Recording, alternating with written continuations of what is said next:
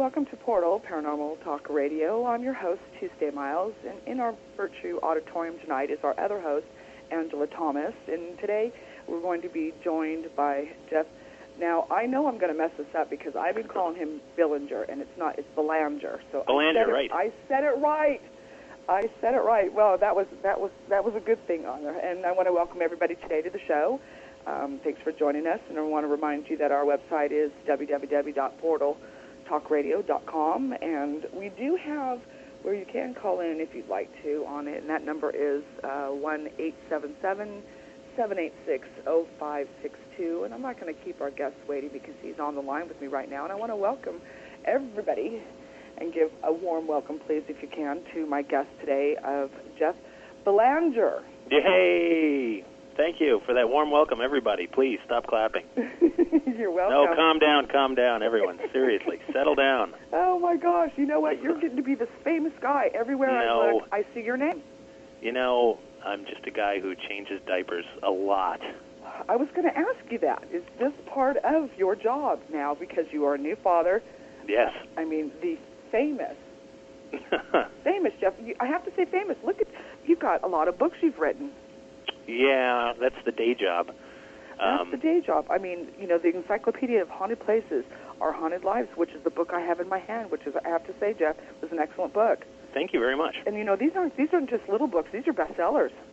Yeah, I've been really blessed. You know, I guess it's resonating with people in some way, which I think is good.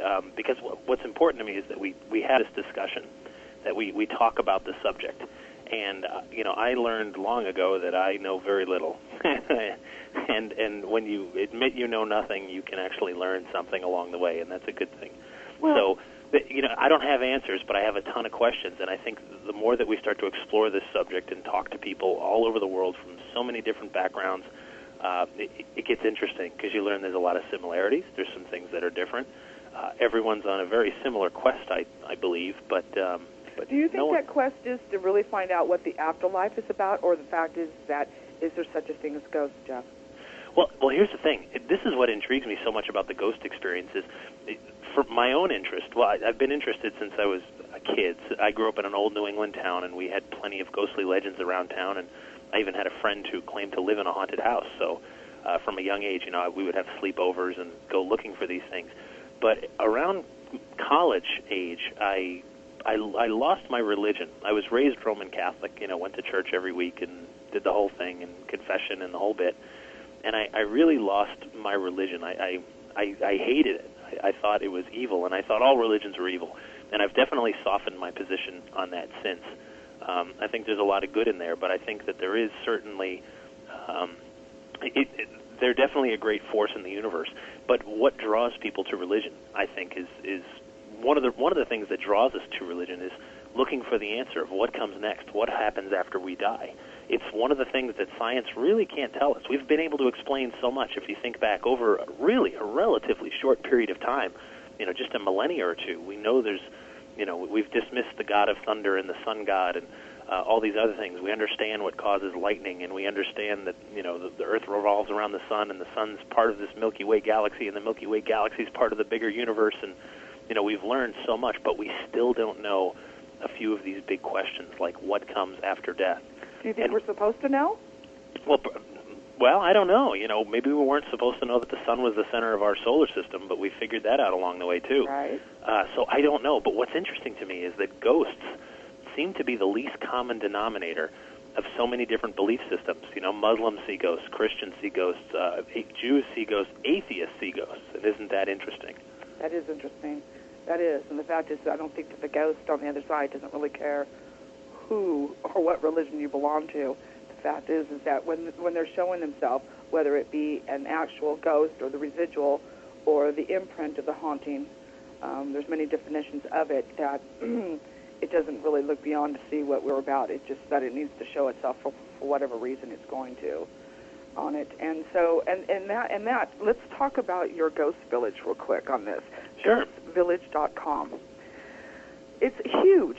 It's huge. And you started this in 1999. Right. This was just a small website that you had put together? Yeah, it was. I had written a few articles for a a newspaper back in the 90s, and that newspaper was pretty early, an early adopter of the web. And they said, "Gosh, your paranormal article gets more hits than all the other pages combined." And I said, "Well, isn't that interesting?" And that newspaper went out of business, and I got my article back, and I said, boy, I want to teach myself this web stuff. So I put up 6 little web pages, called it ghostvillage.com. It's actually named after one of the articles. One of the first 2 articles on the site was about a place called Dudleytown in Connecticut, which is this abandoned ghost town in the mountains of northwestern Connecticut. And it was a place I really did a lot of research into, and it wasn't really a ghost town. It was really more of a ghost village. So that's where the name came from. And I also wanted to stress that it's a community. It's a group of people that get together and have an open discussion. And like I said, I didn't have the answers. I wanted a place that we could just put lots and lots of evidence. And so I put these articles up, and I said, "Hey, tell me about your own ghost encounters." And I started getting emails from all over the planet, from young and old, from people of various backgrounds, who started sharing their own ghost experiences, and it just grew from there. And I mean, I'll take credit for starting it, but today so many people contribute. It would be nothing without all those other people. I just sit in the back and throw the switches now. So it's really growing on its own. Jeff, there's a lot of things I love about Ghost Village and your community. Is the fact is that here it was and myself. This I've known you for quite a few years. Met you once. Brought you some baked goods. I know, thank you. They were delicious. And the fact is that I love to write, but see, I found myself not a real educated person as far as putting my writing together. And I kept asking you, okay, how can I make this better? I really want to write about this. And I have to say, I have to give you thanks, because you kept with me on this, and you published my first article I wrote, and I was like so excited. Yeah. And I have to say, I give you credit for me in my writing, because I continue to keep writing today because of you. Oh, well, that's encouraged nice to me hear. on this, and you thought, and I thought, if there's one guy that knows the stuff about writing, look how many books you've done. Yeah. You do. And so, and I think that with today, and I do urge the listeners constantly, write about your experiences, write about your documentation that you had with some kind of supernatural or some kind of ghost activity that you've witnessed. And since the more documentation that we have on this stuff, the more that we can compare. We can learn a lot more from each other. This is not about you or me. It's about all of us that have this interest in this field. Well, I think that's a great point. And one of the recommendations I make, because I get a lot of emails, and the reality is I just can't spend a lot of time with any one person. It's just it's too much, unfortunately. Right. And people think that Ghost Village, that we must own like a 20-story building in some metropolitan area, because we get a lot of emails, and I'm like, oh gosh, it's so small you wouldn't believe it, the people that actually run it, But one of the things I recommend to people that are going through a haunting is journaling. Keep track of what you're experiencing. It's so important, because not only that, if anyone in the world is going to help you with what you're experiencing, the more information you can give, the better. And with a journal, writing down what you see, feel, hear, experience, putting times and dates on it, what's going on in your life, it's going to help you, for one thing, because as the person going through a haunting, you might find some interesting parallels as to when you're experiencing something. Are you experiencing phenomena after a big family fight? Is there a teenager in the house? Maybe there's a pattern. My gosh, it's like the third Tuesday of every month that this thing happens. Isn't that interesting? Exactly. You'll never know it unless you start writing it down and keeping track of these things. So now, in your book, The Ghost Files, and I really like the part where you allowed other people to write in and share their stories, and you included their stories in here, and you've got such great information. And I think it's the contribution from all the other people who helped with you with this book. But I want to ask you about some of the things here what you're describing, and whether it was part of a hallucination, imagination, and this was going back to your chapter on exactly what a ghost is. And I found this one part where it was on number 8. And you had described colliding dimensions. Yeah, that's getting pretty deep, isn't it? Oh, that was getting really deep. And the fact is that, of course, that you put the quantum physics in with this. And, to me, it's like when we get into the quantum physics, that means that we're dismissing our eye experiencing revelations that we have through this, and we're going back into the science part of this. But, I wanted to get your more of your opinion on what you feel that the colliding dimensions, or your description that you felt on this. I thought was very interesting. Yeah, well, in that chapter, what you're talking about, what I was basically doing was trying to put down every single theory I could possibly think of, including, it's a total figment of your imagination. Okay. We absolutely have to accept that in some cases that's what a haunting is. Not in all, I don't believe that, but I do believe some people either want to see a ghost so badly that a breeze blows and moves the curtain and they think they're haunted. And it might have just been a breeze, But with colliding dimensions, this definitely gets into the realm of quantum physics, and there's a wonderful documentary/movie. I guess you'd call it more of a movie. If anyone's seen it, it's called What the Bleep Do We Know? Mm-hmm. I don't know if have you seen that? Yes, I have. Yeah, great stuff. And so the whole notion is, this blends science and philosophy and, very deep questions that it's probably way too early to get into. But, for example, you walk down the street and you come to an intersection. You could go right or you could go left. You decide to go left.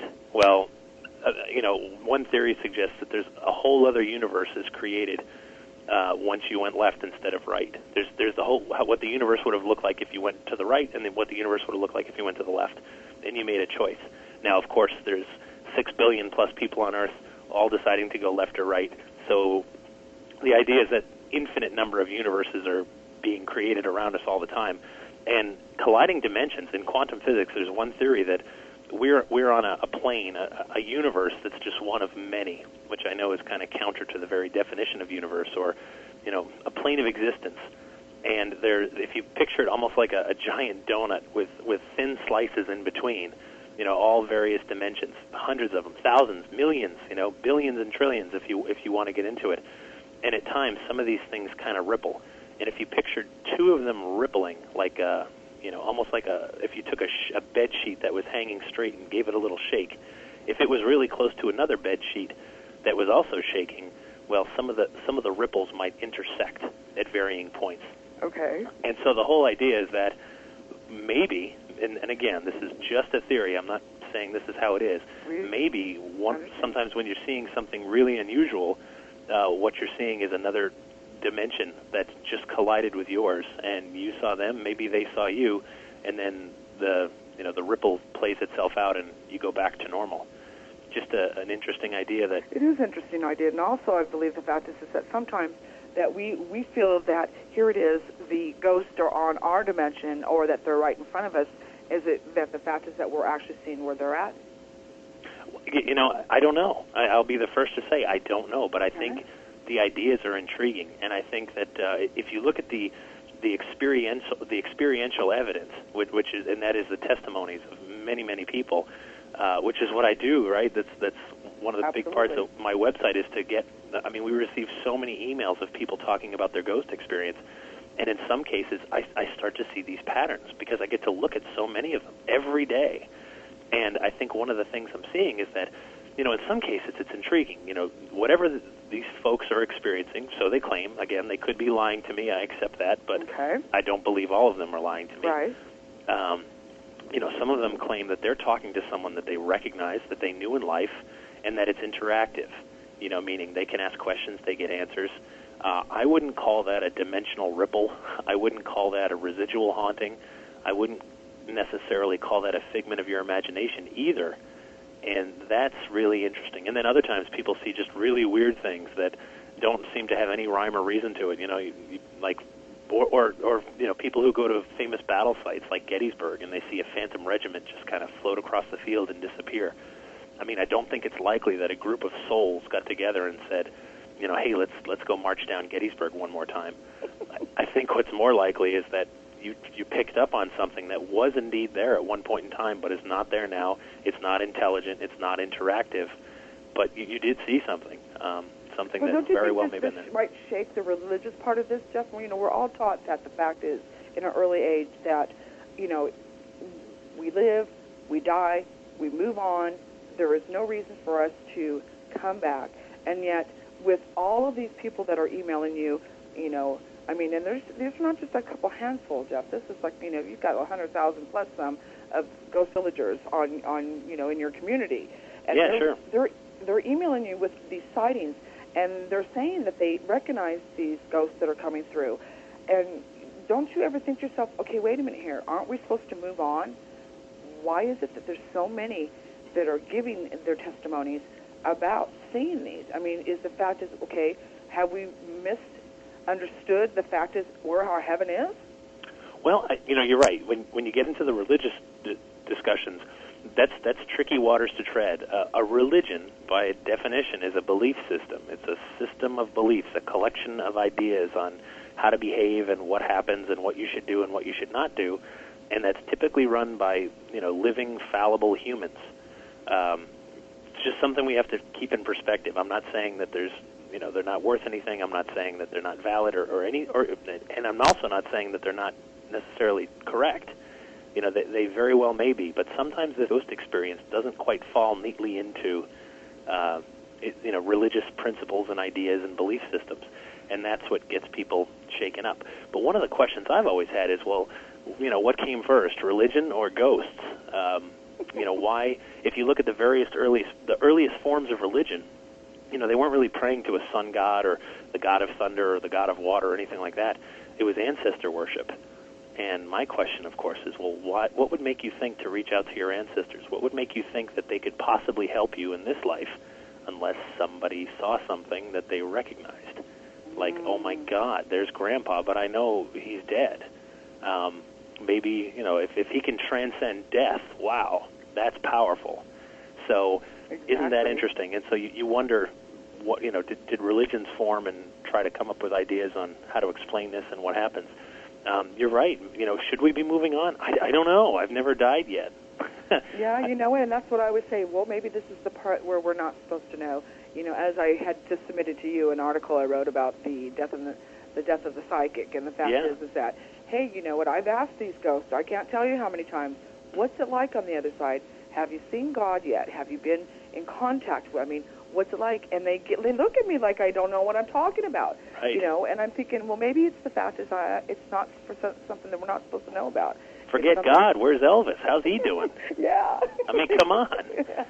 What's the king up to? Exactly. Okay, let's get further on this, Jeff, because I want to ask you about this. It says in here, and we're going to move on here. It says, and it reaches that point about psychic abilities. Mm-hmm.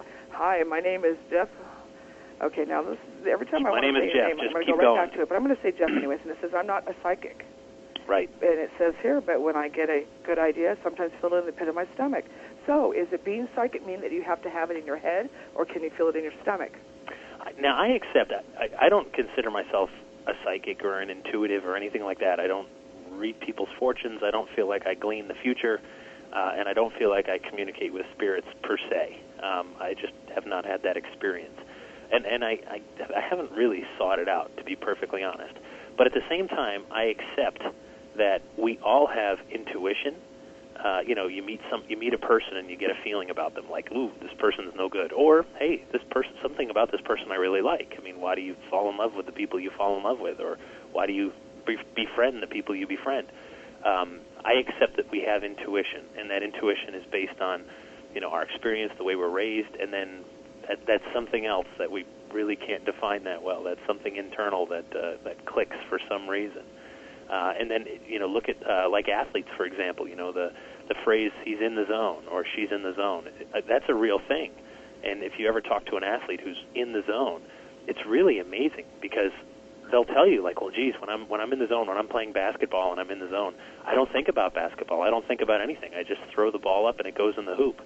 Is that some kind of supernatural ability? Or would someone a skeptic would just say, no, that's just an athlete at the peak of his game, performing well. But that same athlete can have a bad night too, and how would you explain that? Exactly, and I agree so with you. yeah, I accept that all this stuff, that gut feeling, that idea, that business idea, that business decision, that relationship idea. Should I call that girl? Should I ask this guy out? Should I be friends with this person? Should I stay the heck away from that other person? I accept if you want to call that psychic. That's I get it. I get it that maybe that it is a sense. And it's not one of the traditional five, so... but see, you've been on enough, and even though with this, like you being a writer of your books, you have experience going on investigations with investigation teams that have included you in there, and some of this, and you've written about this in your book, and the fact is that, you get that feeling when you're even on the investigations, whether you're psychic or not, if something's not feeling good around you there, when to exit stage left. You know, Yeah. and it does. It's not, you know, whether it's in your head that you're getting it. Some psychics feel it in their head, some in their stomach. The intuition's there. But, you know, I do believe the fact is that sometimes you hang around with enough people that are actually more open. You find yourself opening up in your own way on that and able to determine, you know, you don't take pictures of something thinking that there's something there and all of a sudden it shows up. There's that sense of knowing. Why did my camera take that picture in that spot, and here's this most beautiful picture of this ghost that's right in front of me? It's not just a coincidence. It's that knowing feeling that all of a sudden I'm turned around because I'm feeling something there, and I'm going to take that picture. Right. Yeah, I completely accept that possibility. I do. And I'll say again, I don't know. I don't have the answers. I just know that there seems to be a lot of evidence pointing to the fact that there's something else out there. And what that is, I'd love to just get a better handle on, and that's what I've been working on for years. Now, you were at a place is it called the Catacombs in Paris, France? Oui, mesdames. Caton, the Musée de Caton. I'm very impressive of this, and I have to say I wanted to describe to the viewers a little bit what this is. But this is called the Empire of the Dead. Right, l'Empire de la Mort, which means the Empire of the Dead. That's there are catacombs all over the place, but the ones in Paris are pretty well known. They the city of Paris is beautiful. If anyone hasn't been, I can't recommend it enough. You go there, and you know the architecture, everything is really breathtaking. But Paris has a history that goes back 2,000 plus years. It started when the Romans put an outpost there, and they found a lot of great limestone to build their castles and to build ramparts and protection and things like that. So they started to quarry the limestone. It was right there at the surface, easy to get to. And over the centuries, a city was formed. And what happened was that great limestone, that great building material, started to get covered up by villages and buildings and towns. So they started to build tunnels. They built 300 kilometers of tunnels. And what's happening above? The city's getting bigger and denser, closer together. The buildings are no longer 1 and 2 stories, and now they're 3, 4, 5, 6 stories. And people are moving in by the truckload. It's getting very populated there. And the ground underneath is hollowed out, which is a total recipe for disaster. And Paris had another problem that started to really rear its ugly head around the 18th century, and that was their cemeteries were overflowing, literally overflowing. Bodies weren't being buried in it anymore. They were just being thrown into a pit of, rotting corpses. And the reason for this is because when you build a city, you put your cemeteries on the outskirts. That's normal. And that's what Paris did. But then over the centuries, the outskirts became downtown. The city sprawled out, and the cemeteries were enclosed. And in that culture, it was so important that your family be buried with their kin, at the church cemetery that, you went to and your great-great-great-grandfather went to. Priests were taking bribes to just throw bodies into the pits instead of, turning them away. So they had two problems. They had the ground underneath was getting hollow, and some buildings were actually collapsing. And the other problem was cemeteries are overflowing, the smell is awful, and people are getting sick. So they decided to solve both those problems, close off the tunnels, and move all the bones down beneath the city into these, dark, very, quiet, damp tunnels. And so you go down there now, and these are bones from the 1700s, 1800s, about a 60 to 100-year period that they moved them down there. And it's creepy. It's dark. When I went, I was completely alone. I was 25 meters below. Well, this is what I don't understand. You, as you write in your book, you were totally alone, and here it is that you are surrounded with nothing but bones. Dead people's bones. I know, and it's funny, some people go to Paris and go to the Louvre and the Musée d'Orsay, but not me. I'm down in the tunnels with all the dead people. When I first started going through there, just to give you some perspective, I'm 6'2", so there's plenty of spots where I had to duck to keep walking. And if I outstretched my arms in both directions, my fingertips were just about touching the walls on both sides. So that's about the size we're dealing with. And then you go through a series of tunnels, and it's nothing, just left and rights through a limestone tunnel. And then you come across this painted doorway that just says, arrête, c'est ici l'Empire de la Mort, which means stop, this is the Empire of the Dead. And when you pass through, it's just rows and rows of skeletons in this very macabre, very intricate pattern. Valentine hearts, arcs, leg bones, femurs, making a retaining wall that's, 6 feet high. It absolutely takes your breath away. Well, it says here that you were seeing something that was darting right in front of you. Well, what were you seeing? Yeah, that was my most interesting paranormal experience, because I'm down there, and again, only person down there, and as I'm looking ahead, I kept seeing a darting shadow that was human-sized, like a full-size man. And I described the tunnel. I mean, fingertip to fingertip, 6'2". That's about it. No one was behind me. No one was in front of me, and there was nowhere for someone to have entered on the right and go to the left. It was just rows of bones. And the way the lighting was about shoulder high, aiming downward. So, for example, if the lighting was real low to the ground, then a little mouse could cast a very big shadow. But no, the lighting was the other way. It was shoulder pointing down. So there's really no way to explain what I saw, and then I saw it dart back, and I said, Is that the point where you finally turned around? No, I kept going. I mean, you have to understand, it's like a maze of bones down there. It's not just a straight tunnel. You go through, and you wind your way through, and then you make it back up to the street. The quickest way out was to press ahead. Why were you in there by yourself? And this is what I don't get.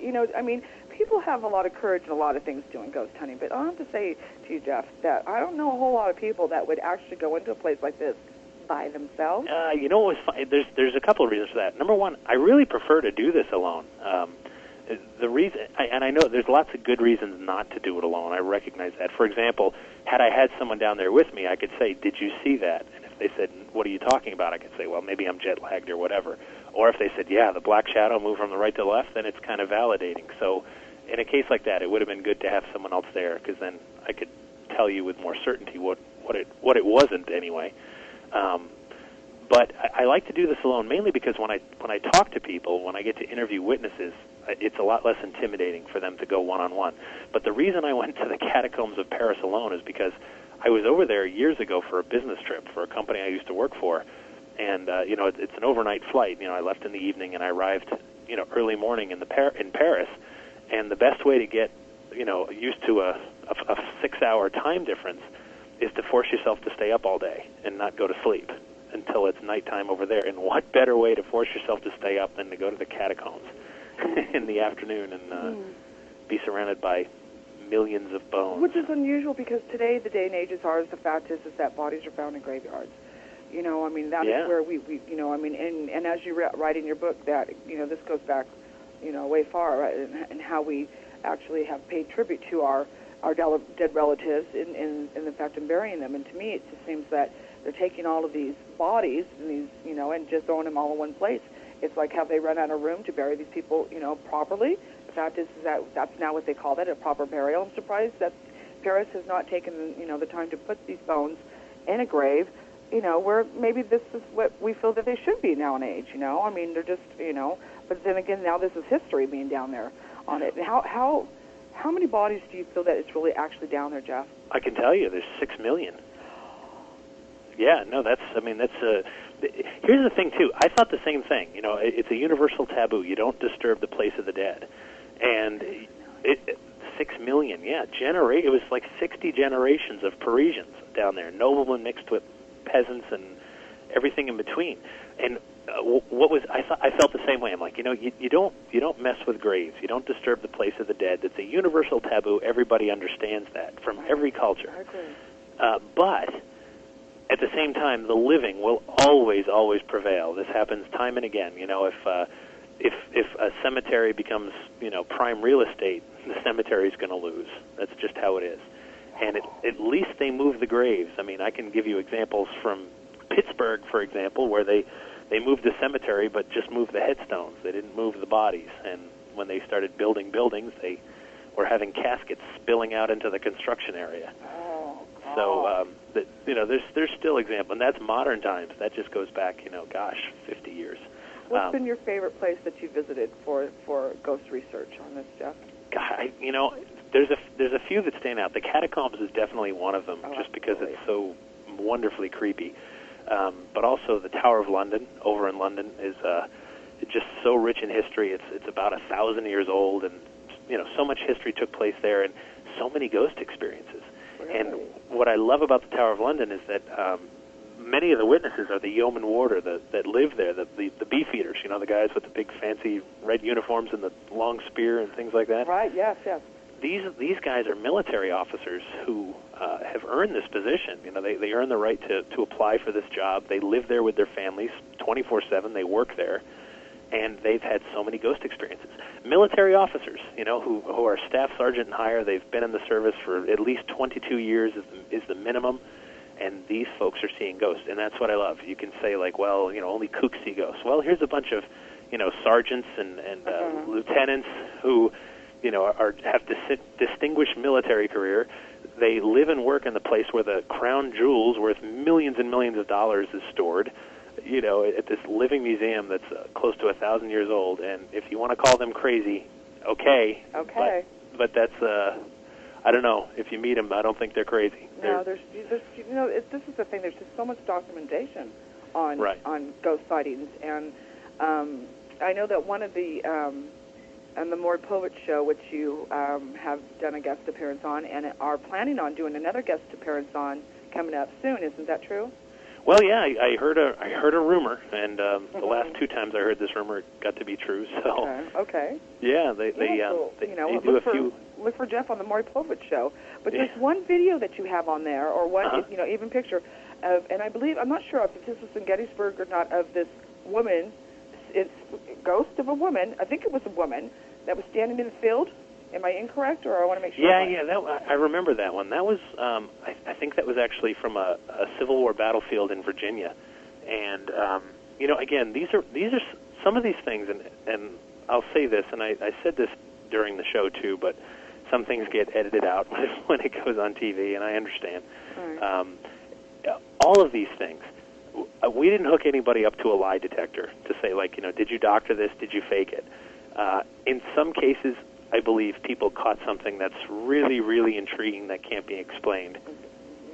In other cases, I'm just not so sure. That one I'm not so sure because it looked so perfect. It was a woman walking by a fence. And God, I think, was it the Battle of Bull Run? I forget which Civil War battle site, but it was, you know, a pretty well-known site. And a tourist was just panning through, and you see a woman in period costume from, you know, the late 1800s, a dress, walking, you know, this blurry woman walking by this split rail fence, and then, you know, the camera pans back, and that's the end of it. She is, on it. But, you know, I mean, that's not just the only one. There was quite a few others. But, you know, to get that amazing shot, and I think that's one thing with ghost investigators, too. It is a jewel to get yourself that one amazing shot of, you know, because I have to say, it's not really easy to catch a ghost on film. No, not at all. You know, and gosh, so many paranormal investigators have so much equipment that they bring along on these things. You know, still cameras, film cameras, digital cameras, video, you know, closed circuit, infrared, where people are pointing cameras every which direction, trying to capture something. And it really, you're right. It's like the Holy Grail to get that apparition, especially on video, where, you know, it's not just a quick millisecond. It's, you know, you're actually seeing something. Now, do you bring a video camera with you when you're going on these things? I'm starting to. You know, I've always brought cameras with me, but mainly because, you know, when I'm working on my books and on articles, you know, you need photographs of the lay of the land. You need, you know, photos that might get published in books. I'm starting to bring more video, mainly for the same reason. I'm not really looking to capture ghosts. I'm looking to document what I'm doing, who I'm talking to, and where I'm at. So it's not a really good experiment. If you're going to get serious about it, you need to control your experiment as much as possible. You need to, you know, start with a fresh tape and, you know, understand that anytime you walk in and or out of the room, you got to announce it. So you don't. True. Yeah, so you don't confuse yourself with a ghost, you know. Like, what was that shoulder I just saw, you know? Oh, yeah, that was mine. Well, you know, speaking of let's talk about your, you know, you lecture a lot around the world, actually, you know, I mean, on your conventions. I noticed that, you know, I mean, you're appearing at, you know, is it colleges? I mean, there's special, I know that I mean, you're doing a lot of lecturing. Right, yeah. On this, which is wonderful. I mean, you know, like I said, famous Jeff. I mean, your name is just about getting up there everywhere, Jeff. Well, here's the thing. I feel strongly that it's important to discuss this, and that we can take it out of the realm of the weird. And I've seen that. I've seen that in just the last few years. And I mean, I don't take sole credit for that. Look at all these television shows. Look at all the radio shows, the podcasts, the websites, the books, the other great speakers who are out there talking about this. The more we get out there and talk about it, the more the public feels open to talk about it. And I'll tell you, especially around next month, I got so many lectures and things going on, and I love doing the local library circuit near home here in Massachusetts, because I always leave time at the end, and I say, does anyone want to talk about an experience they've had? And it's always silent, always. I could play by play this for you. It'll be silent for about 20, 30 seconds, and I'll say, anyone want to just share something that maybe they just couldn't fully explain?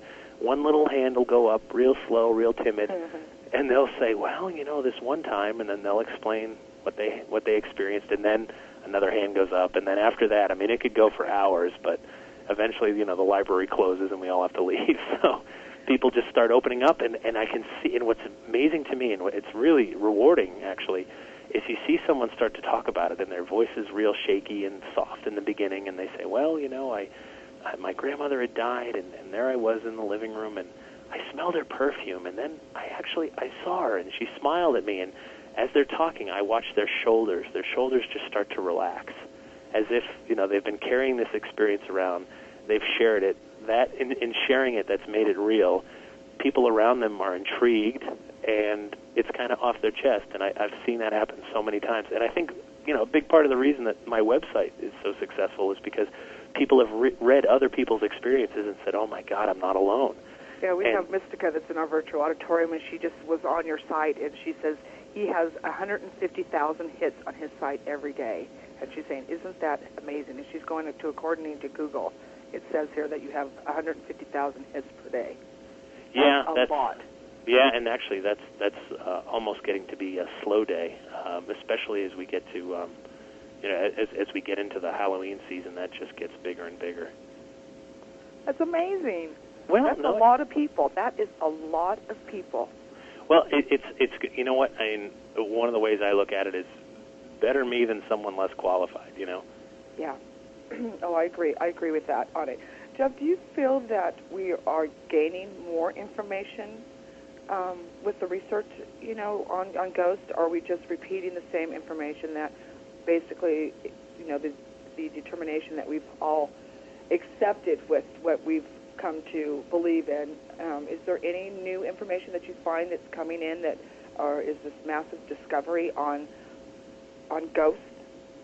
Because let me just give you a little bit more on that. What I want to say about that is the fact is, it doesn't seem, there is new books written. Your book written has some new information, but I'm seeing that maybe the people aren't going further into studying this. Maybe doing the experiments on how ghosts gain their energy. New stuff that's coming up. Are you finding that we are gaining on any new information about this?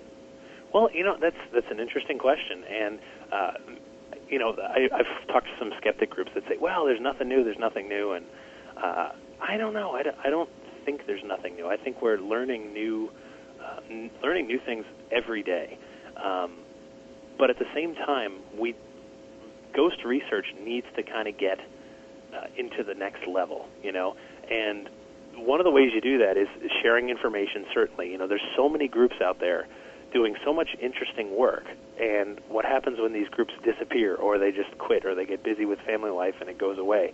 Where does that research go? Mm-hmm. I think, with people are looking into the notion that ghosts are comprised of electromagnetic energy, or they're using electromagnetic energy to manifest things in our physical world.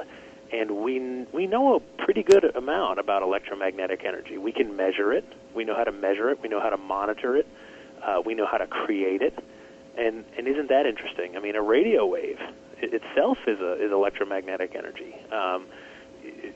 Light waves, all of that stuff. The spectrum is huge, and we know how to measure it. We know how to identify what's in a room. So, I think that's pretty interesting. The fact that researchers are now using electromagnetic field meters to determine if something strange is going on in an environment, or at least see if some phenomena is occurring. Are there spikes in the electromagnetic field, or are there dips in the electromagnetic field? These are things that we're actually just now in the last few years starting to explore, and that, I think, is pretty interesting. And I'm seeing more and more people use more equipment also. I mean, I had a team come in my home, and I open my home sometimes for training for them and let them just play around, knowing that they are guaranteed to find a ghost. Right. And they had so much equipment that took them 2 hours at first to set everything up, and I looked at them and said, okay, now, all this equipment, is this really necessary? I mean, is it, what type of documentation are you going to get from it? I mean, I hang up feathers around the house, and I have to say, I mean, I sit here and watch these feathers and to me, my ghosts love the little toys I put out for them, and they just play with them. And I said, do we have to get this complicated with all of this equipment? Are we really actually getting documentation from it? Or is it the fact is going back to the basic equipment where you're using your camera, your little tape recorder, and some of the other tools, which, I mean, and I do recommend to people, if you got a ghost around, hang things up. You'd be surprised in how it attracts them. For some reason, to me, ghosts love feathers. They love feathers. It's something that's very light. They're easy to move. Of course, you have to make sure that you're not having any kind of breeze going through the house, that everything's still, the windows are closed. But I'll tell you, the first thing they'll go to is that feather, and they'll just spin it and play with it and move it. And I said, maybe some of this basic stuff that we're going to get some little bit more documentation for, but they are getting actually very involved with this very expensive equipment. It's not cheap. Well, what's interesting to me is that paranormal investigation is attempting to do something that's been attempted many times before in the previous millennia, trying to blend science and belief. And people on both sides of that argument will tell you it's not possible. You can't do it.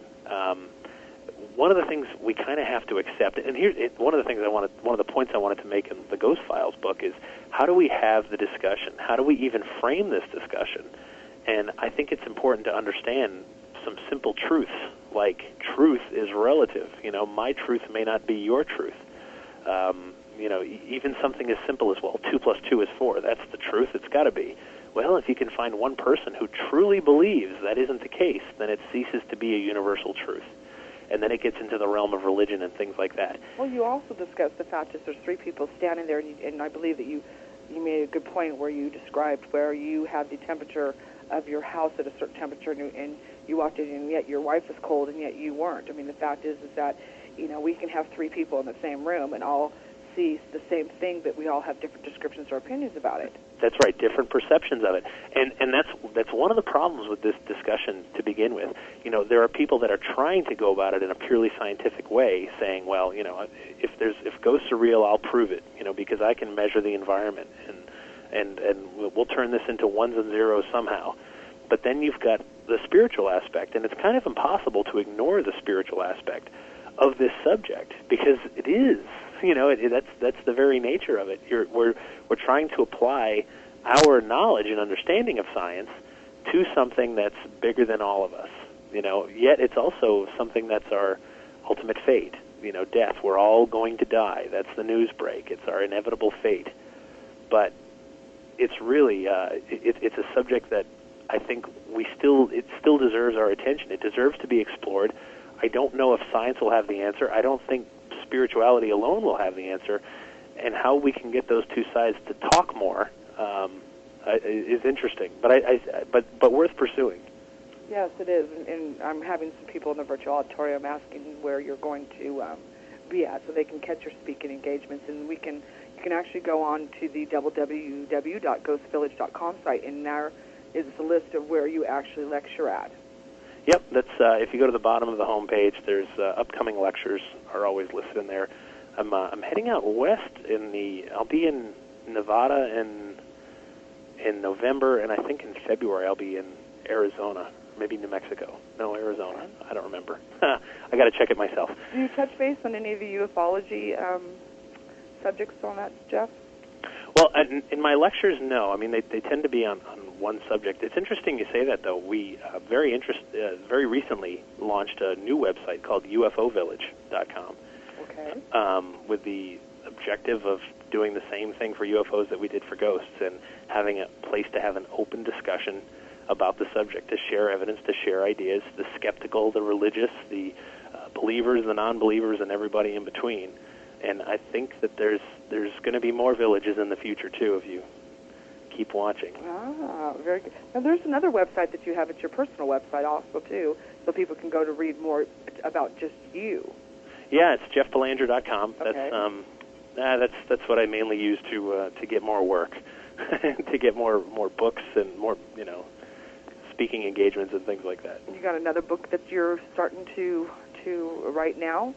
Yeah, I'm working on a book right now about Massachusetts. That's been that's so much fun to work on. It's called Weird Massachusetts. It's a spin-off of that History Channel show Weird U.S. Okay. And there's been a great book series, and there's a few books. One was called Weird Hauntings, which I contributed to. That came out last year, and actually just heard they're going to do another one. So that's pretty interesting. So yeah, I'm finishing this book on Massachusetts, and then next year I've got a children's book coming out, a nonfiction children's book on ghosts. So, you do, and I wonder why that you decided to write that. Yeah, I know. Isn't that funny? It's that one's called Who's Haunting the White House, and that was a real adventure. I got to go to the White House and talk to some of the staff there about their hauntings, and it's going to be a children's book. We're going to use ghosts as kind of an innovative way to teach history. And we can dedicate that to a special daughter that you have, I believe. Yeah, we'll have to see, because that one's in the works now. That one was done even before Sophie was a twinkle in my eye, as they say. Wow. So.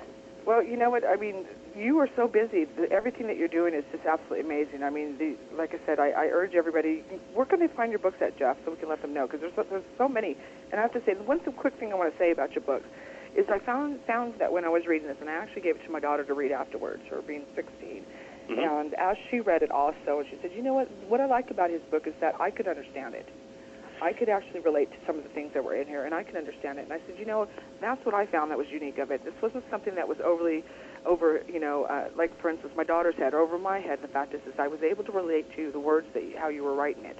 And it's a good book. It's not just, there's nothing in there that's going to really just horrify, I think, anybody who would read the book. It's just, it's very factual, it's straight, it's got, the way that you put your opinions in here on this is not something that's overly the top, not easy for you to absorb or understand. So I think that you're not just writing just for anybody that wants to, know about ghosts. I think generally, too, that you find these books that, that also my daughter could understand and like. Yeah, well, thanks. It takes me a while to understand things.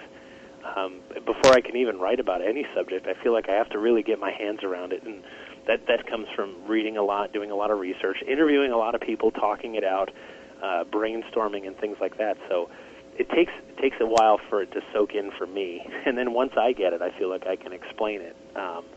It doesn't do us any good to go over people's heads. So I've always tried to aim for the masses. I mean, if you're going to put something out there, it should be accessible to a lot of people. And so thank you. It's a real compliment. You're welcome on that. We've got less than a minute left. God, this went too fast. I mean, I could sit here and talk hours with you about all this stuff, Jeff. I mean, you're, hey, you guys, like we said already, the guests that are in the virtual auditorium, and we've got a full house in here, all been to your site to look it over, and then lots of good things that they're saying about it. And of course, like I even said on the website, you look at Jeff and you know that here it is, this down-to-earth guy.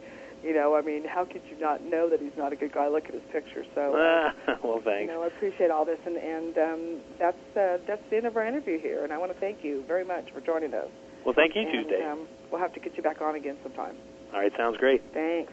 Talk to you later. And stay tuned, everybody. We're going to break right now, and when we come back, will be Angela Thomas, and her guest tonight is Dr. Vernon Neppy. And stay tuned.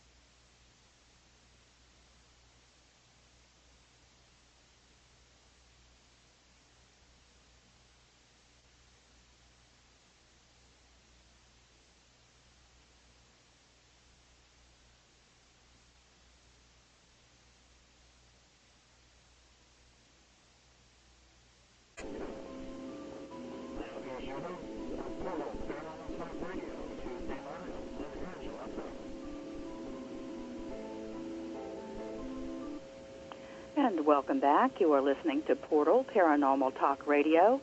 I'm your host for the hour, Angela Thomas, and today we have a guest that is the director of the Pacific Neuropsychiatric Institute, a psychiatrist, a neuropsychiatrist, a behavioral neurologist, a forensic specialist, and a psychopharmacologist.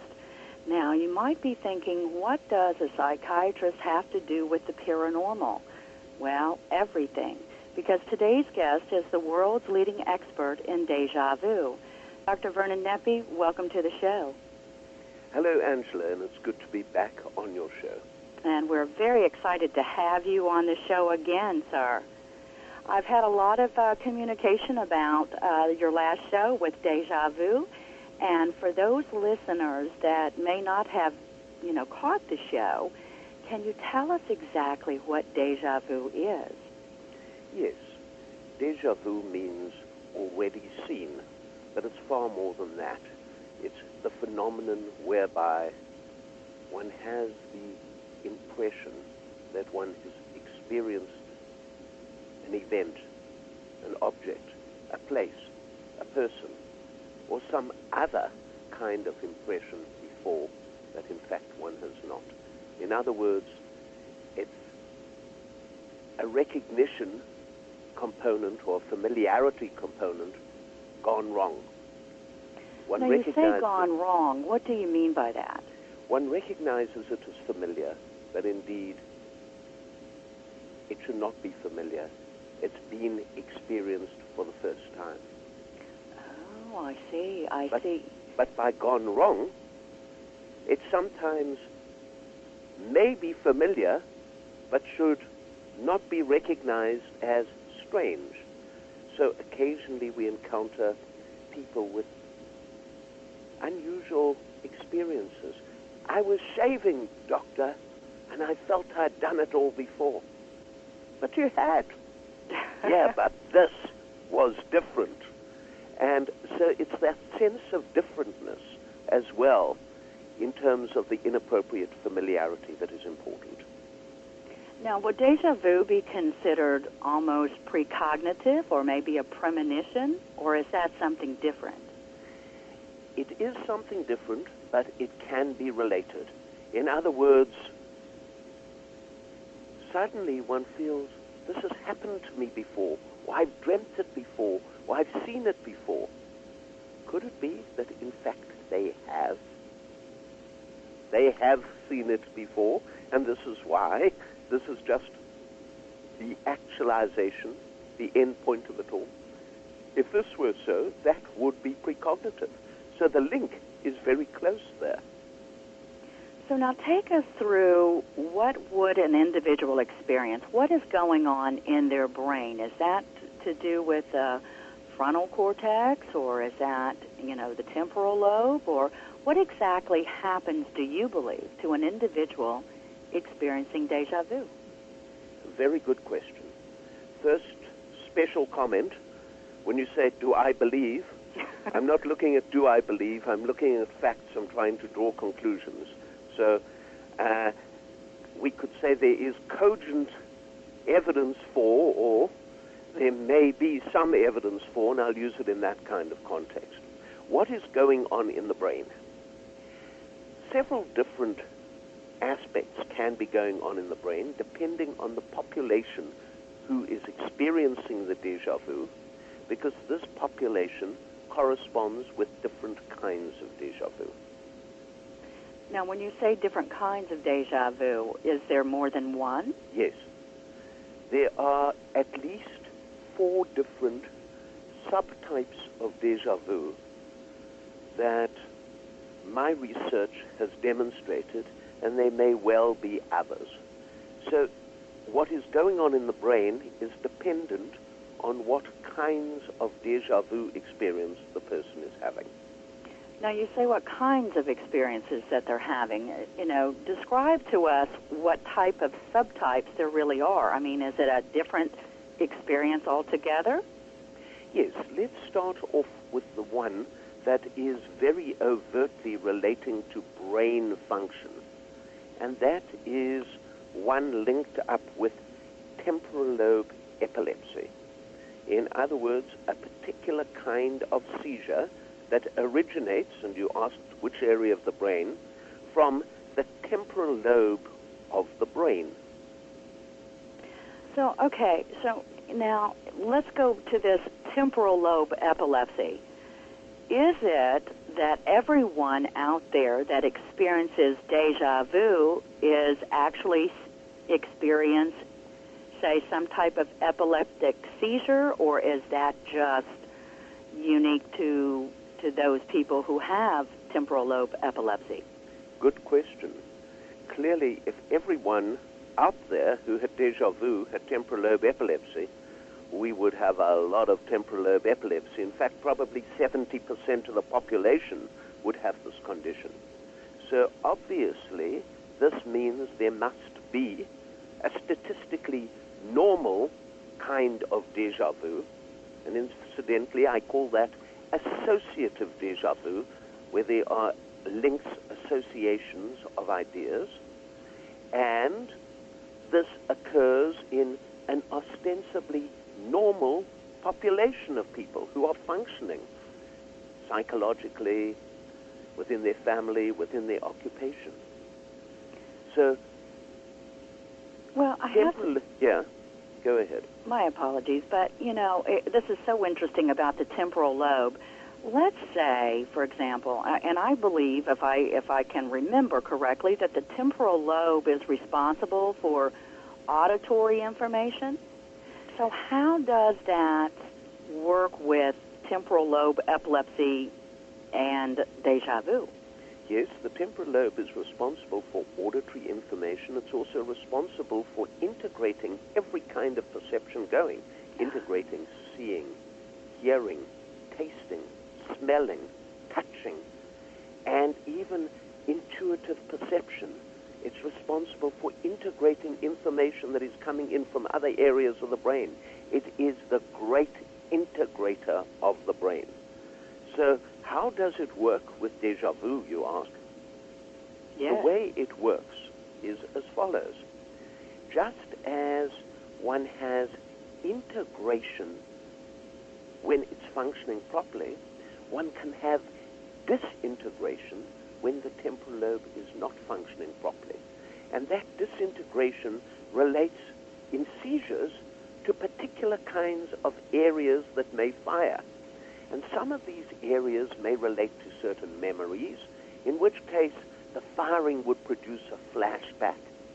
Or it could relate to firing that is more complex, that does comparisons. In other words, a sense of recognition. Now that sense of recognition, that awareness in temporal lobe seizures will produce a sensation of deja vu. Okay, so now let me ask you, since the temporal lobe is the integrator, does that affect both hemispheres of the brain? Because, I am thinking about the memory. So let's, for example, say that I have, I am in a deja vu moment. I recognize it to be, hey, I have experienced this before.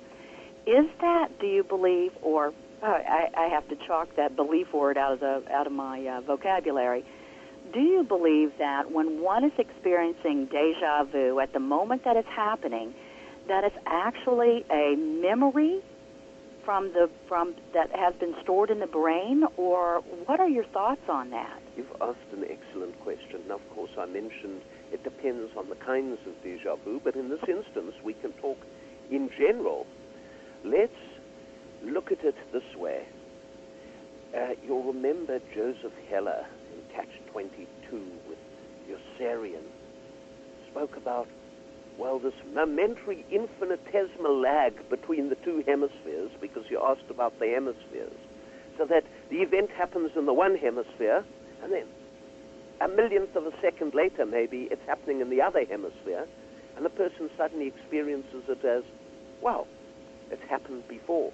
So that would be one mechanism in relation to this, and in relation to link-ups of how one can explain it in relation to hemispheres.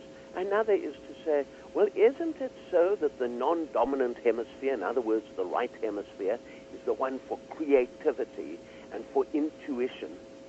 Well, let me tell you this. The brain requires both hemispheres to really work.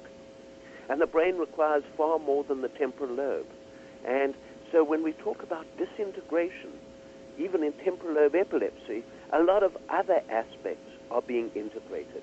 So that's a somewhat complex answer, but it gives you a little bit of a feel of how the brain is experiencing these phenomena in general. But as I said, it depends on the specific kinds of phenomena.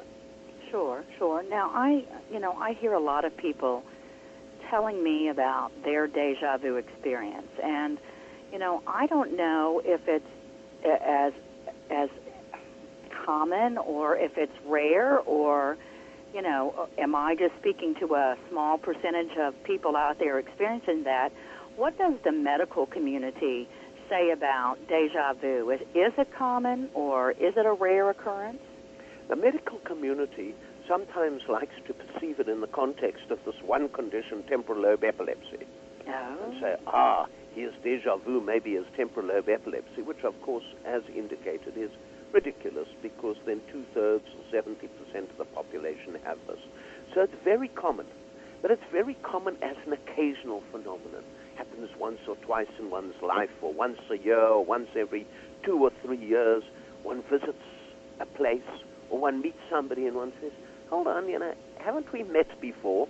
And then you start going back, and you think, John Smith looks like Peter Jones, and I remember Peter Jones. So sometimes you can link up that kind of thing, or maybe you find that you have met before, or the person looks very similar. Well, do you think that there is a particular reason for deja vu or even premonition? Is there a purpose behind it? And that is, to not include that with the temporal lobe epilepsy. Aha! So now we're eliminating out temporal lobe epilepsy, and I suspect you are asking me to eliminate out as well those ordinary people, those normal people who have little minor deja vu experiences as a rare phenomenon. Is that right? That is correct. So we come down to a third population, and the third population, people sometimes use the word psychic. I like to use a more scientific term, subjective paranormal experience. In other words, they have a subjective experience which they interpret as paranormal. And when you take a history, you discover they've had a large number of other subjective paranormal experiences. For example, out-of-body experiences, or ostensible telepathic experiences, or maybe the precognition, the foreknowledge experiences you were referring to, or seeing an aura, or communicating with the dead. Now, remember, these are all subjective, but for them, they are very, very real. I suspect you were alluding to that population, and if you were, we can go ahead. Yes, I absolutely would love for you to speak on that subject. All right. So that population we call subjective paranormal experience, and not surprisingly, they have a particular kind of deja vu that we call subjective paranormal experience deja vu, or I sometimes just call it subjective paranormal deja vu. And this has its own special qualities. Now, in relation to the brain that you were talking about, it's still obviously the end point goes through the brain because we're experiencing it in brain consciousness. But the mechanism may be entirely different. So speaking of psychics, do you believe that there is a different type of psychology with psychics versus the average individual out there that has, a pretty common psychology, and a particular outlook, or, are psychics different psychologically, or can we even, eliminate, or not eliminate, but put psychics in a group all unto themselves? You've asked a question I can spend an hour on. So I'm going to spend just a minute or two and try and put it into a perspective. Yes, there are certain qualitative differences between people who have subjective paranormal experiences and those who do not. Amongst the psychological differences is, we were talking belief. In this instance, you will find that statistically, so-called sheep do minimally better than goats on extrasensory perception testing research. What is meant by a sheep, a term developed by Professor Gertrude Schneidler many, many years ago, what is meant by a sheep is somebody who believes, yes, there's something there psychically. What is meant by a goat is there's something not there psychically. And when you take a large proportion just of the ordinary population and you look at sheep and goats and you test them in ESP, the one might score minimally positively, the sheep like 51%, let's say. I'm just fishing out a figure here. The goats might score 49%. Ultimately, if you examine this over tens of thousands of hits, you find two different graphs. Although coming together, if you merge the data, you cannot find that they're having anything. The one is slightly missing and the other slightly hitting. So that's sheep and goats. And personality-wise, therefore, based on just this little belief system, which might be an effect of them having had these experiences maybe, yes, there may be a minimal difference in the population. So that's the first part. Well, thank you very much for answering that, because it's also interesting, and I would love to spend that hour just talking on psychics alone. Let's get to a second part in this regard. So those are ordinary people having minimal experiences. What I'm trying to get across here is this capacity to have these experiences is probably spread right across the population.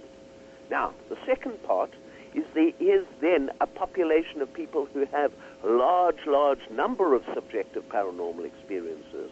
And your question was, do I believe, and we said we will say, is there evidence or is there data suggesting that these people are different? Yes, there is data suggesting that these people are different. And we spoke about that temporal lobe of the brain.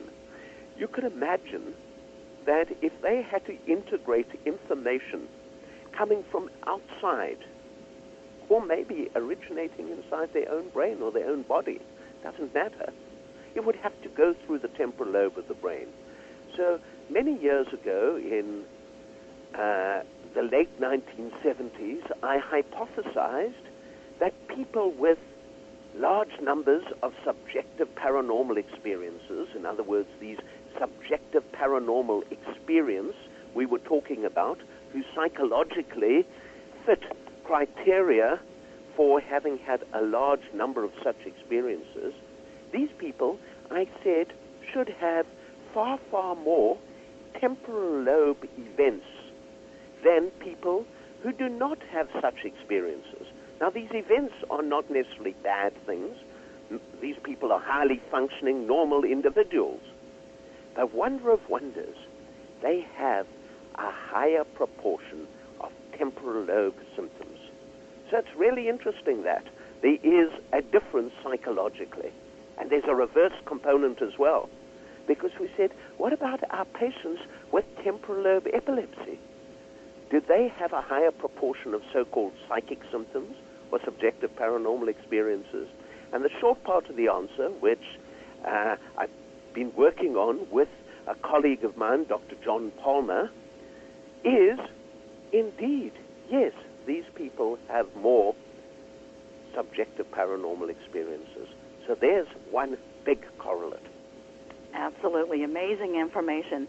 Now, Dr. Nepi, I have a question in the virtual auditorium, and that question is, can deja vu come from a past, present, or future vision or feeling? Of course, I'd have to know what that word vision is. But yes, it can come in terms of reflecting distortions or differences in time. In other words, one of the features that we found with this subpopulation of subjective paranormal déjà vu experiences is that there's what I call a time distortion. And that time distortion can be a jump into the future, a jump into the past, or maybe it's happening at that present time, but by definition we say of a present experience with an undefined past in terms of the definition of déjà vu. So there has to be some distortion in terms of time. Okay, so now you're saying time distortion. In my view, time overlaps. It's not distorted. What a wonderful term. Thank you so much, Angela. I will bear that one in mind. Because, when I described it in my research, I used the word time distortion, but I wasn't using distortion in any kind of derogatory sense.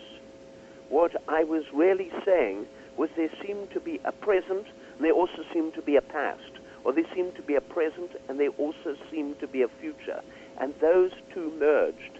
And that term, time overlap, is a beautiful term. Thank you. It's been worthwhile being on this program just for that suggestion. Well, wonderful. Now, before we speak about a particular new theory that you have, I would like to talk about your books, please. Now, you have written The Psychology of Déjà Vu, Déjà Vu, A Second Look, Déjà Vu Revisited, and an entire glossary and library about déjà vu. Now, one would think that that would be a lifetime full of work, but then now you've gone on to Cry the Beloved Mind, A Voyage of Hope. You've gone to Quakes, about the personal experience of this lady who felt earthquakes. Yeah, that's one of the characters. I'm sorry? That's one of the characters in that play. And then you have two other books, Innovative Psychopharmacotherapy and How Attorneys Can Best Utilize Their Medical Expert Witness. Now, that's a medical expert's perspective, and we know that you are a forensic expert as well. So with all of this, especially with that trilogy, the Déjà Vu trilogy, how did you first approach this entire trilogy about déjà vu? What motivated you or got you started in this direction? Well, of course, what motivated me was the end point was my first book, The Psychology of Déjà Vu. The trilogy of books I wrote, Déjà Vu, A Second Look, Déjà Vu Revisited, Déjà Vu Glossary and Library, this was a consequence of that first book, which had been written 20 years before. And it was originally an attempt to update it and to make it available, and it ended up being a major further update to the whole area of déjà vu. So what motivated it? What motivated it was the need, the demand I was having from people, please, where can I get this book, or how can I read more about it? And I wanted to communicate that information. And in fact, because of it, I realized that, hold on, this book needs to be a little different. This book needs to be able to be looked up. Type in a name, type in something in search, and be able to find it immediately. And so this trilogy of books was produced as a series of electronic books, which is becoming more and more common, particularly in reference works. But this wasn't written so much as a reference work, but for ordinary individuals, for lay people, but where they could come along and read about their déjà vu, or type in, time distortion, where does this fit in? Or where does precognition fit in? Or where does subjective fit in, etc. And because of it, was produced as a series of electronic books. Well, for those of you that are interested in the Déjà Vu trilogy, Dr. Neppi is offering a promotional discount. So if you will go to www.portaltalkradio.com and click on Dr. Nepi, you will find the offer of the Deja Vu trilogy, and just type in the promo code of Talk Radio, that's all one word, Talk Radio, to receive your discount. Now, Dr. Nepi, let's talk a moment about Cry the Beloved Mind, A Voyage of Hope. I absolutely love that title. So do I. I believe it says it all, does it not? It does. You know, it is so interesting. This is a book that took me more than a decade to write. I would see patients, I would see them getting better, and this was wonderful. Then I'd hear about others who were suffering, and I'd get these pathetic emails and these pathetic letters and calls all around, can't you help? And this is from all around the world, and I'm one person. And I said to myself, how can I try to help these people as best I can? And I realized that one of the most important components is inspiring hope in even the most difficult of conditions. And so I created a new literary form. I called it Skiction, science through fiction. And I created composite patients. In other words, these were real patients, but combinations of real patients who, of course, were described anonymously. Their names were changed. Their features were changed. But the essence, the meaning, the underlying messages were not. And I created a dialogue of discussion of these patients with the doctor so that ordinary people could understand, ordinary people could get insights into brain medications, into the social and ethical dilemmas that we physicians experience, but also created this voyage of hope. Because in each instance, and I wasn't just choosing cases who became better, who improved. In each instance, I was able to show what was going on.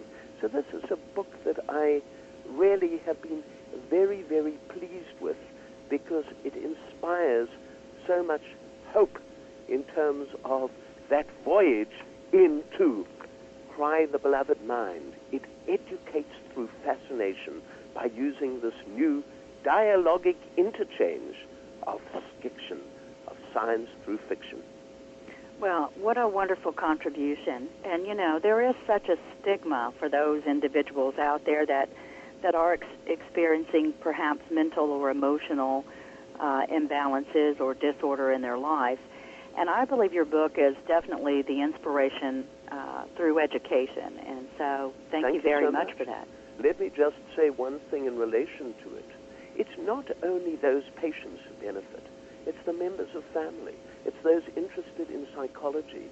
It's everyone has a friend of a friend. We're dealing with half the population having some kind of difficulty at a psychological level. So it's a broader framework than this. And again, I'm sure one can locate it through the links that you mentioned on your Paranormal Talk Radio link of NEPI, N-E-P-P-E, or alternatively, you can go directly to the publisher website, to brainvoyage.com, and you can find all these books, including Cry the Beloved Mind. Now, of course, they're hard copies of it, but given that we have an international audience here, this also has a downloadable version. The hard copy, incidentally, if you order through that system, not only will you again get your reduction, but all versions come through as autographed versions. I autograph every one of them, and sometimes there are requests to customize them as well. So it's just a nice little extra in relation to those books. Oh, I love that, an autographed copy. Well, wonderful. Thank you so much. Now, Dr. Nepi, you know, earlier I was on your site, and I came across a new mind-body theory that you call vortex pluralism. Can you tell us a little bit more about that? I would love to, Angela. Of all the contributions I may or may not have made in my life, this may turn out to be the most important. But at the moment, it is so complex, that it's rather difficult for people to understand. But let me give you the bones of it, because the version that you saw on that site is from about 15 years ago. I've written 2 very large chapters which ultimately will be put in the framework of a book on this theory. So now I've inspired a little bit of interest. Should I go on? Yes, please. Okay. Basically, what this is if you are looking at a picture, a 2-dimensional picture, we being in 3-dimensional space are able to see the full component of that 2-dimensional picture. Now let's imagine an observer looking at our 3-dimensional world of space. In other words, you're looking outside the box, but into the box. You're an observer in a 4th dimension. Okay. If one looks from that 4th dimension into that 3-dimensional space, one can see everything that is going on. And in fact, it's not really a 3-dimensional space, because of course there's a point in time at each point. And we've actually talked about the past and the present and the future, so it's a time dimension as well. So one is looking into 3 dimensions of space, 1 dimension of time from the outside. And effectively, therefore, one's looking from a 5th dimension into a 4-dimensional reality. And if you can do this theoretically, you can go on and on. You can look from a 6th dimension into a 5th dimension, a 7th into a 6th, etc. Now, one of the theories of physics is string theory, and it talks about 10 dimensions, or in some parts of string theory, 11, and originally it was 26. I see no reason to stop at any of these dimensions. Effectively, we are dealing with an infinite number of dimensions where one is looking in, and dimensions of time and space, and therefore getting a whole picture. On a clear day, one can see forever, so to say, but looking in. So that's the pluralism component. In other words, the n-dimensional, the multi-dimensional component, infinite dimensions. Now let me tell you about the vortex, if I may. Yes, please do. The vortex is really fundamental. If you think what a vortex is, I suppose you could best think of it as like a spinning top. It's spinning. It involves a certain roundness, a certain curvature, and a certain movement. And this is fundamental. You let out water out the bathtub, and you notice the water rotating around in a vortex. Fundamental in astronomy, if you look at astronomical theories with heavenly bodies rotating. Fundamental in even quantum physics with electrons. Fundamental in biology with what are called levorotatory and dextrorotatory tiny little molecules that maybe even have certain links to life. And we can go on. Every single area of scientific endeavor, one of the most fundamental components is this vortex shape. And if you look at that vortex shape, you can always draw a line and hook all the way through that top much, much quicker by some kind of straight line or curved line going through that vortex. So you can find links in terms of time and space. Well, now, time and space, is there, in your professional opinion, and through your own research and work, that of parallel worlds? All right. Now that is a hard one, because this time I would have preferred you not to talk about professional opinion, because you cannot prove anything when you are going outside dimensions, or you cannot easily prove it, because you can only prove things. Ultimately, you can see the shadow, if you want, inside one's own 3-dimensional space, 1 point in time world. That's all you can see. It's like a jigsaw puzzle, but a multi-dimensional one, and you can only put together a few of those points. So if you're talking about a parallel universe, this theory actually might be talking about a unitary universe, one kind of cosmology, but at a many-dimensional kind of level. If you want to see this as parallel worlds that one is experiencing, because one is experiencing a far, far bigger kind of cosmology, then one can. But it might be a single unit. On the other hand, if you start developing this theory and you look at areas such as what John Donne described in terms of serial time moving through, maybe in some kind of way you could describe it as parallel. I would prefer to call it serial, in fact. So the full name of the theory would be n-dimensional serial vortex pluralism, as opposed to parallel realities. But it has all sorts of implications, because the implication is maybe in some kind of thought reality, something is already potentially happening which can change when it happens in physical reality. I have, for many years, been trying to explain my own experiences with time, space, and dimensions as a psychic. And unfortunately, I'm not as well-versed or well-educated as you are, but when I read the vortex pluralism earlier, I was so thrilled and so excited that I thought, the world has got to know about this, because one day it is my hope that the scientists and the medical community will indeed try to, prove this by, approaching it from different angles. But in your theory, you're able to explain what miracles are, precognition, retrocognition, psychic information, psychometry, deja vu, premonition, and, the list just goes on and on and on. Yeah, one's able to explain all these so-called parapsychological phenomena, because a paradigm such as this, because it's more than a theory, it's a paradigm. It fits all the different theoretical frameworks in physics, in psychology, in physiology, in biology, in genetics, in astronomy, in quantum phenomena.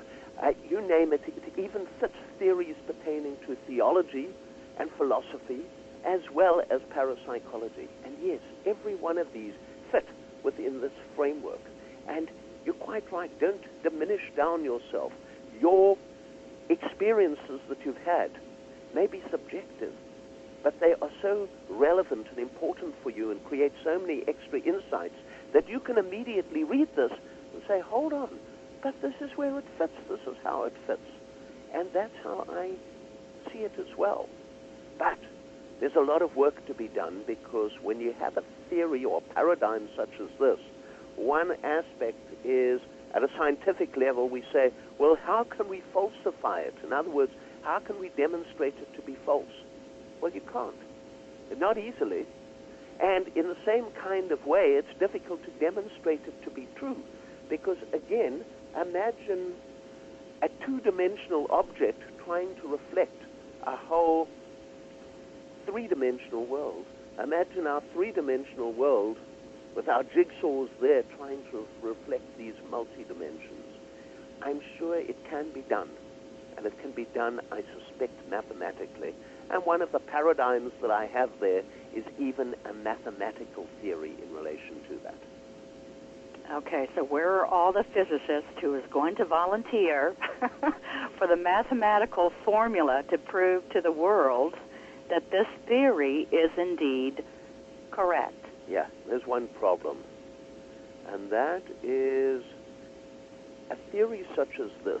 Any theory which is a radical paradigm, which is a picture which doesn't necessarily fit our ordinary little, let us say, earthly realm of three dimensions of space, length, breadth, height, and one point in time, in other words, the present time. Any theory such as that is very, very threatening, because it might mean that science may have to change radically their whole perspective of what is reality. Do you find that universities would welcome at least a theory just to put it on, or under the microscope, just to examine or to open up a student's mind a little bit further beyond, the physical sciences? I would love to say yes. I'm not sure if this is so, because if I answered yes to that, it would imply that areas of study of the anomalous, of the unusual, of the exceptional, of the so-called paranormal would all be fundamental areas that universities would want to teach. To me, looking at even the methodology that one sees in modern day, let us say, parapsychological research, it is so fundamental and so important for people to use these aspects to control other experiments that they are doing in more conventional sciences, be it biology or physics or chemistry, that I would think that universities would be grasping all of them and saying, please, please, I want more, I want more. This is so important. I would think that this would be an area of endeavor that the universities would be wanting to educate people on all the time. Well, I know that, things such as psychic phenomenon are considered a pseudoscience and, of course, shunned by those in psychology or, any kind of science or medical genre. I personally have gone to a few colleges to speak upon psychic phenomenon and utilizing the senses. And what I have found to be extraordinary is that the students themselves are fascinated with the potential, of the mind, period. And I was very happy to see that, psychology instructors were very open to allow me to speak on it. So, I believe that there is still some hope out there and that one day your theory will be well known. Now, I, as a psychic, will have to look into the time frame of that and let you know. That's excellent. That's very encouraging. And your comments about universities may be spot on. Certainly, a lot of students have interests in this area, and I encounter students who sometimes say to me, well, I had an interest, but I asked my professor, and my professor explained to me it was all hocus pocus and all nonsense. And I said, tell me something. Is your professor a physicist? In this instance, no, my professor is a psychologist. Now, if your professor was a psychologist, would he have the absolute nerve to come along and say, all of quantum physics is hocus pocus, all of the theories of conservation of mass are hocus pocus, the theory of relativity is hocus pocus? The students said, of course not. And I said, and yet these same professors, without adequate training and knowledge in areas pertaining to psi, this generic term for, let us say, psychic phenomena, will come along and regard it as hocus pocus. And it's been most unfortunate because there's been a century of research in this area, and it's very, very good research. Very good research done by exceptional scientists with very good creative minds who have developed methodologies that are absolutely superb. Well, you and the others like you will have to form a union. Well, of course, there is an international body of professional parapsychological researchers, and that is called the Parapsychological Association. So that group does exist. Yes. In fact, I have been on their site, believe it or not. So, Dr. Nepi, let's go back now to deja vu, and let's talk a little bit about premonition. Yes. And premonition, is that the same as someone predicting something, or is that a premonition, is that a visual, is that, something that's auditory? What exactly would you describe, or the correct term of a premonition? Difficult one, because it can be any of those. You'll get people sometimes saying, I heard something, I saw something, I felt something, I intuited something, I had this awareness.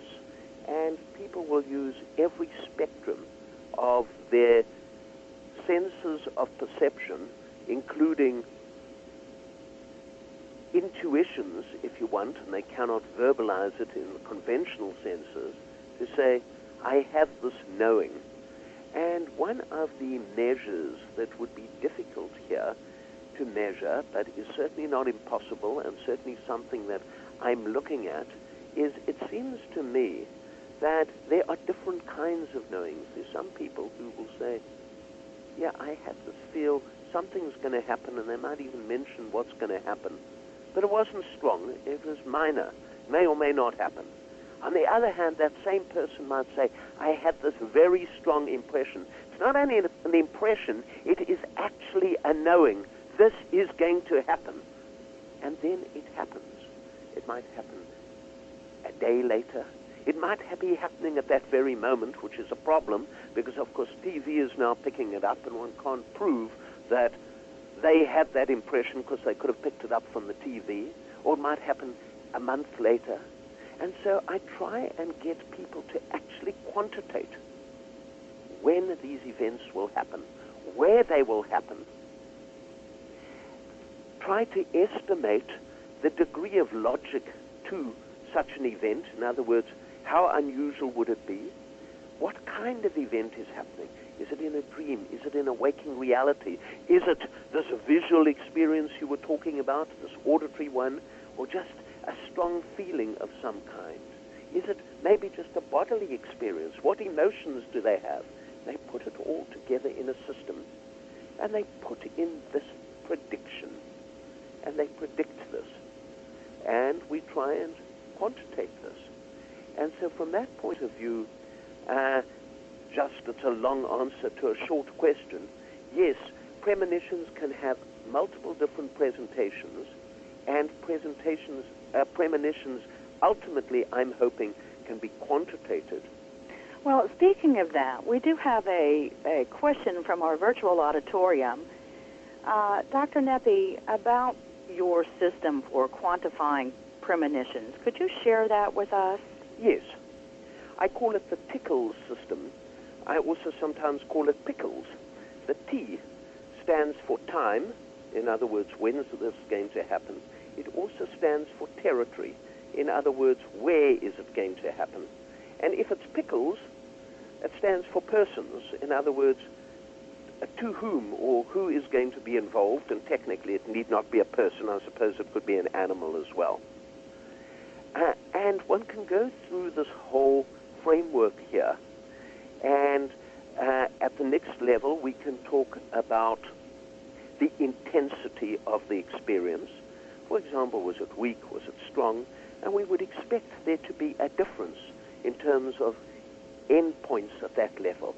Then we have what I call the Chochmah score, or the wisdom score, also called the certainty score. In other words, I know that this is going to happen, or I don't know that this is going to happen. And we can go on down this way. The K is kind, the kind of experience. For example, is it dreams or is it waking reality? The L is logic. And we have to use some kind of comparative system of, could you guess this by logic? Is it logical that somebody who's 85 years old and who's known to be ill with cancer is going to die next week? Yeah, that's very logical. What would be the statistical probability? And the more certainty one has in terms of time and place, the more one could do comparisons with the logical component. E is the emotional experience, and S is the somatic or bodily experience. So this is the Tickle system broadly. But it's very, very useful because at least you can quantitate your experience. But you must write it down in as much detail as possible, as early as possible. You can always add to it, because what we sometimes find is when people write these things down, suddenly they pick up, well, initially I just had this impression that this was going to happen. But when they're writing it down, they know it will happen next week, or within a month, or within a day. Well, Dr. Nepi, we are getting near our end of the show, and please come back and talk to us about quantifying premonitions, and definitely come back, please, and talk to us about the vortex pluralism. For those of you that are listening, if you wish to visit Dr. Neppi's site, please go to www.pni.org or www.brainvoyage.com.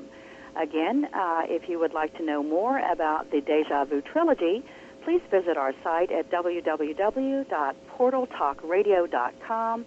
Enter the promo code Talk Radio, and today you can have a discount on the Deja Vu Trilogy. Dr. Nepp, thank you for joining us today. I've enjoyed it, we've enjoyed it, and God bless you. And thank you so much. And of course, incidentally, that discount will extend beyond today as well until the publisher decides to take it off. Wonderful. Thank you so much, Dr. Neppi. It's been such a pleasure talking to you as well, and do keep in touch. And I would love to talk some more. Goodbye, Dr. Neppi. And thank you all for joining Portal Paranormal Talk Radio. We'll see you next week.